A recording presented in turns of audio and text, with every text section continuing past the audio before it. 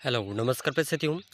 देखिए, राजस्थान के सभी प्रतियोगी परीक्षाओं के लिए हम इन क्लास में राजस्थान जीके के कुछ महत्वपूर्ण प्रश्न देख रहे हैं, जिसमें आपके बीएसटीसी, पीटीटी, सीईटी और पशु पर्चर कोई सा भी एग्ज़ाम हो, उसमें आपको इस तरह के क्वेश्चन देखने को मिल जाएंगे।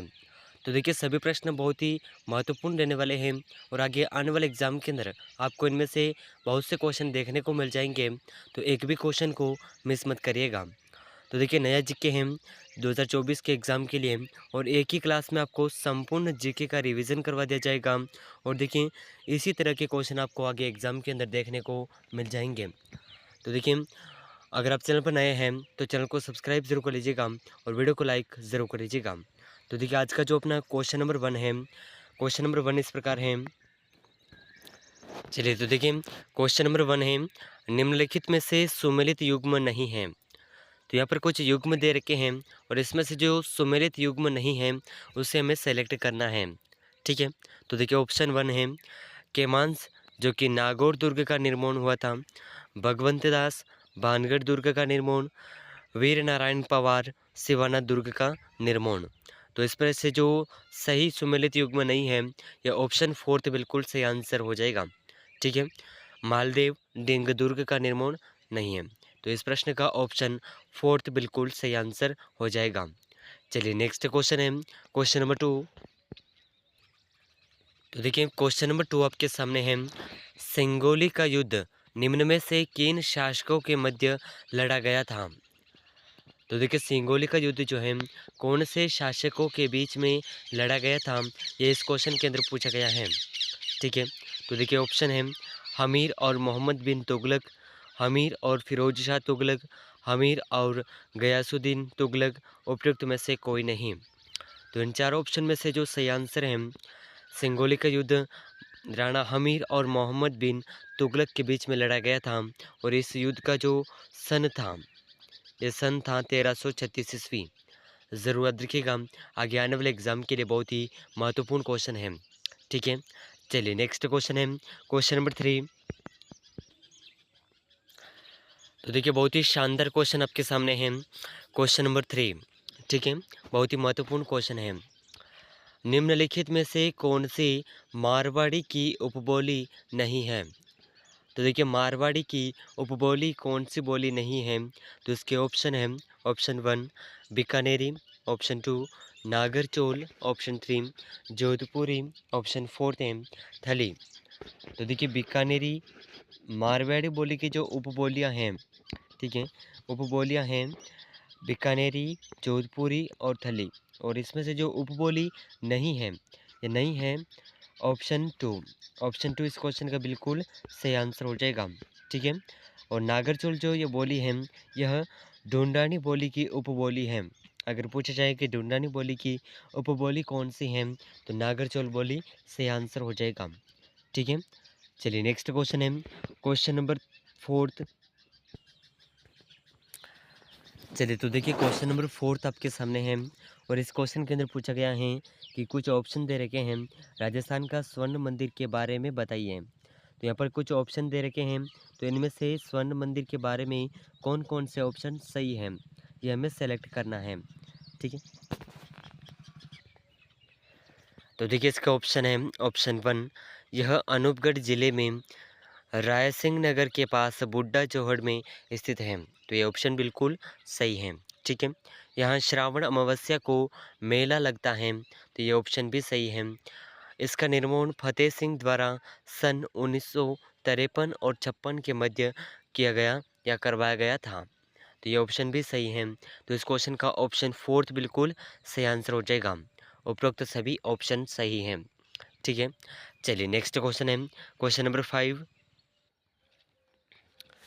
चलिए, तो देखिए, क्वेश्चन नंबर 5 आपके सामने है, बहुत ही शानदार क्वेश्चन। यहाँ पर हमें सूचियाँ दे रखी हैं और इन सूचियों में से सुमेलित करना है। ठीक है, तो सुमेलित करने के लिए हमें खनिज क्षेत्र और खनिज दो ऑप्शन दे रखे हैं।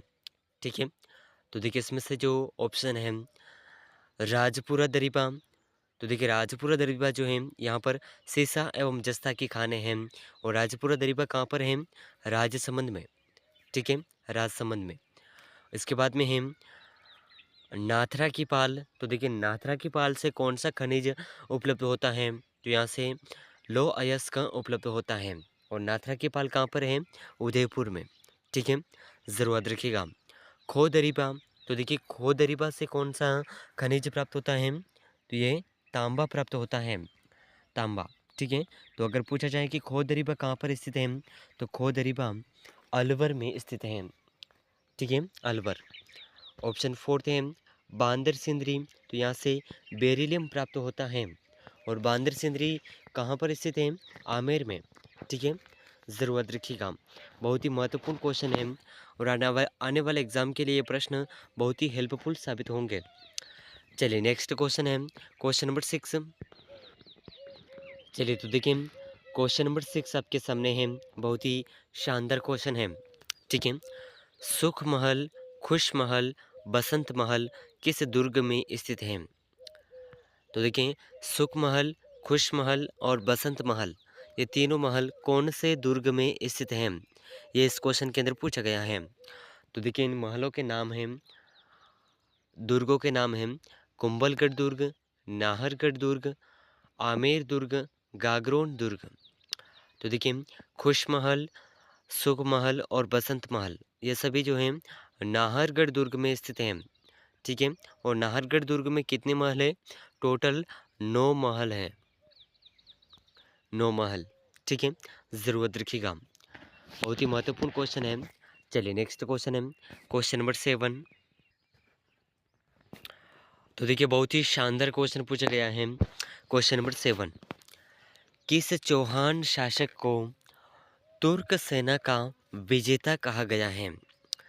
तो देखिए ऐसा कौन सा शासक है जिन्हें तुर्क सेना का विजेता कहा गया है?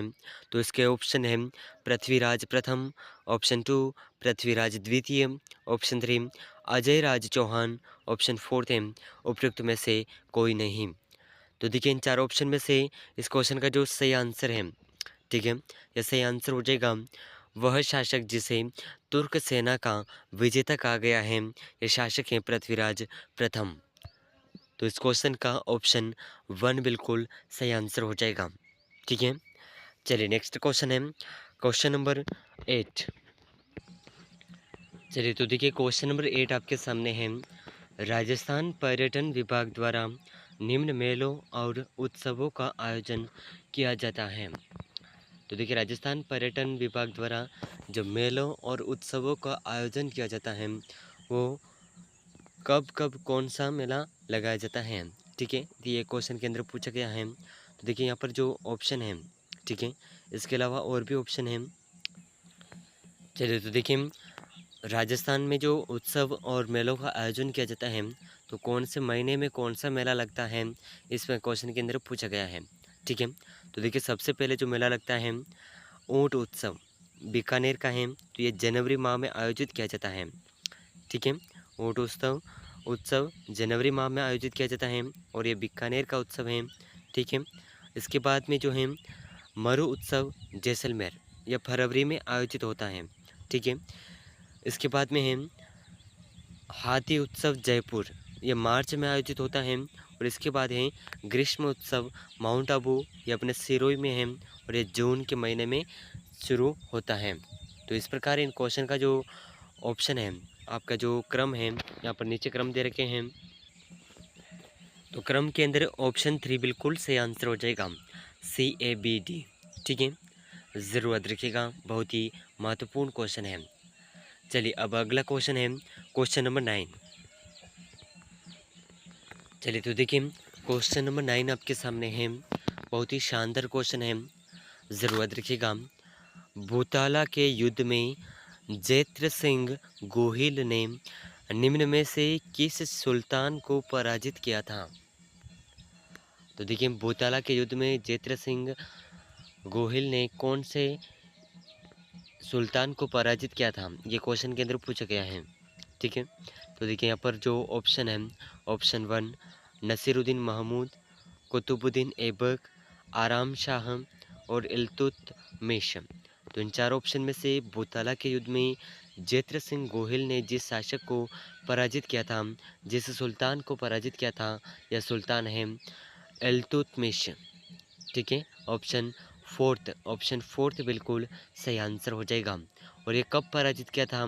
तो इसका जो सन है 1227 ईस्वी में। ठीक है, ज़रूर याद रखिएगा।